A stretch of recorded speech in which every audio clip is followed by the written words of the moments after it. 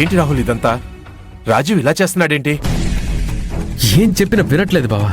పైగా కనిష్క వైపే మాట్లాడుతున్నాడు. మన మాటలు పట్టించుకోవట్లేదు. ఇలా అయితే మామయ్య భయపడేది నిజమవుతుంది. ఏం చేయగలం బావా? ఏమైనా అంటే బాధపడుతున్నాడు. నాన్న మీదే రివర్స్ అవుతున్నాడు. చూసావు కదా.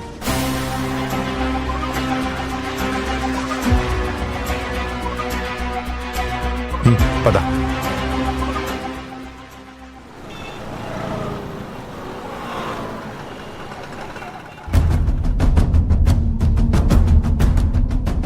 అమ్మా,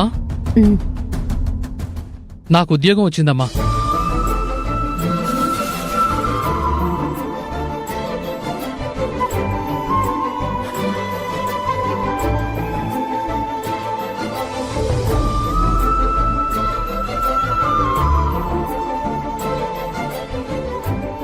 మంచి శుభవార్త చెప్పావు నాన్న. అవునమ్మా, ఇక నుంచి మనకు మంచి రోజులు వచ్చినట్లే. చాలా సంతోషం రా. నువ్వు కూడా ఒక గాడిలో పడుతున్నావు. కుటుంబానికి ఒక అండగా నిలబడాలని చూస్తున్నావు. నాకు అంతకంటే ఇంకేం కావాలరా? అది నా బాధ్యత అమ్మా.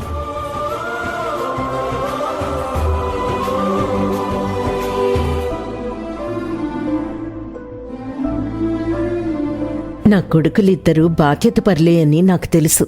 అది తల్లిగా నీ ప్రేమాభిమానమమ్మా.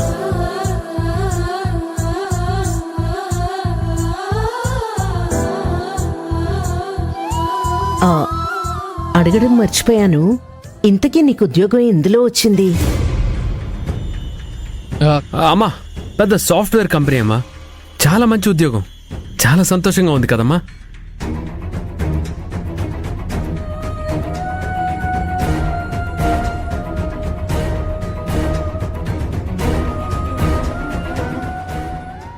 చాలా సంతోషంగా ఉంది రాహుల్.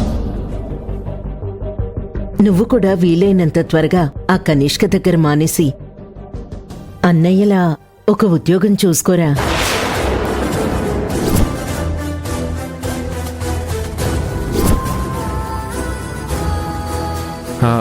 అదే పనిలో ఉన్నానమ్మా. కనిష్క దగ్గర చేస్తున్నానని చెప్తే తప్పేముంది? రాహుల్ కూడా చేస్తున్నాడు కదా.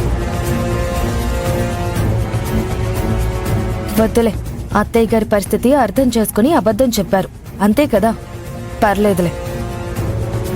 సరే అమ్మా, నువ్వు రెస్ట్ తీసుకో. సరే నాన్న.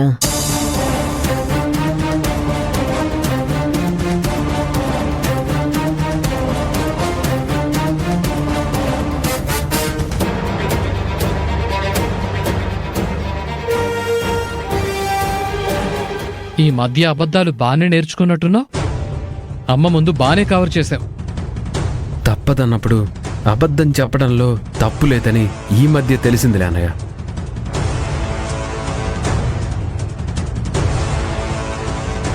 అందుకే నేను కూడా అమ్మ పరిస్థితి అర్థం చేసుకుని నిజం దాచిపెట్టాను.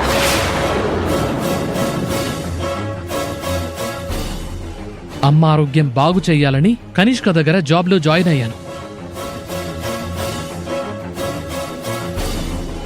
అందుకోసం నేను ఏం చెయ్యడానికైనా వెనకాడను. ఎవ్వర్నీ ఎప్పుడూ మోసం చెయ్యలేదు, చెయ్యను కూడా.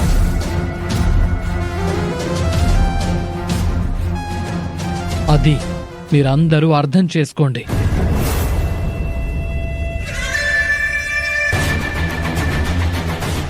ముఖ్యంగా నాన్నకి అర్థమయ్యేలా చెప్పు. ఏ తప్పు చేయకపోయినా తిట్టడం, కొట్టడం అలవాటైపోతుంది ఆయనకి.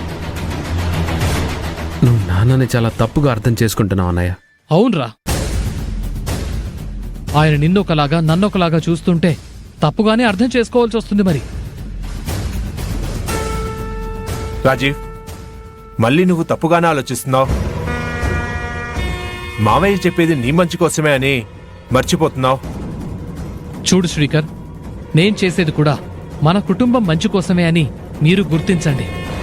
కావాలని ఎవరూ తప్పులు చేయరు, అది మీరు అర్థం చేసుకోండి. ఏంటో అన్నయ్య, ఈ మధ్య నీ తీరులో చాలా మార్పులు వస్తున్నాయి. పరిస్థితులు మనిషిని మార్చేస్తాయి రాహుల్. అది నీకు కూడా అర్థమయ్యే రోజు తప్పకుండా వస్తుందిలే.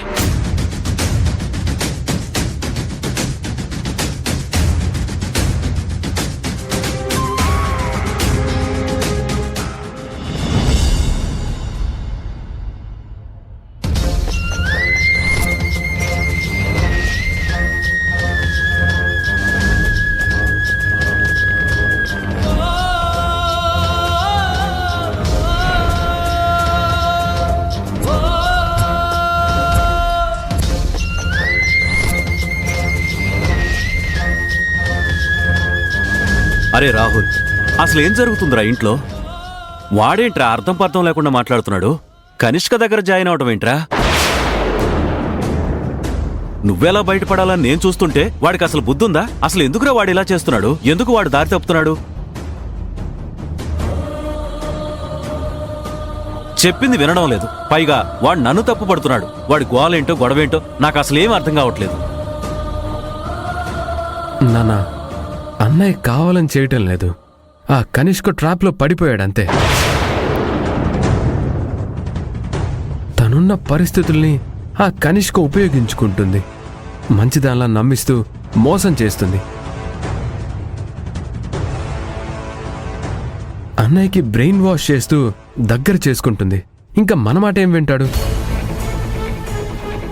కొట్టినా తిట్టినా రివర్స్ అవుతాడే కానీ మన మాటలు లెక్క చేయడు. అది కాదురా రాహుల్. మావయ్య, మీరేం కంగారు పడకండి. రాహుల్ బాబు కూడా రాజీవ్ బాబు గారి పక్కనే ఉంటారు. ఒక కంట కనిపెడుతూ ఉంటారు. ఏం కాకుండా చూసుకుంటారు. కనిష్క ఎన్ని పథకాలు వేసినా, ప్రణాళికలు రచించినా మనముండగా అవేమీ జరగనివ్వం. కనిష్క ఆగడానికి అడ్డుకట్ట వేసే రోజొస్తుంది.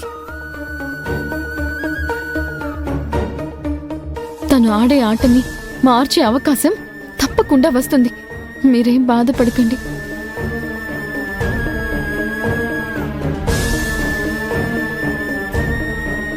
ఏమోనమ్మా అభి, నువ్వు చెప్తుంటే కాస్త ధైర్యంగానే ఉంది. కానీ కనిష్క వేసే ఎత్తుల నుండి అంత సులువుగా తప్పించుకోవడం సాధ్యం కాదనిపిస్తుంది. రాజీవ్ని చూస్తుంటే భయంగా ఉంది. వాడు అప్పుడేదో తెలియక తప్పు చేశాడనుకున్నాం. ఇప్పుడు వాడు తెలిసే చేస్తున్నాడు. నాన్న, అన్నయ్య సంగతి వదిలేయండి. మీరు మాత్రం అన్నయ్యని ఇంకేమీ అనకండి. ఏది జరిగినా, ఏది చేసినా మీరు నిందించొద్దు, బాధ పెట్టద్దు. ఇప్పుడు అన్నయ్య ఉన్న పరిస్థితిలో మంచి చెడు ఆలోచించే అవకాశాలు తక్కువ.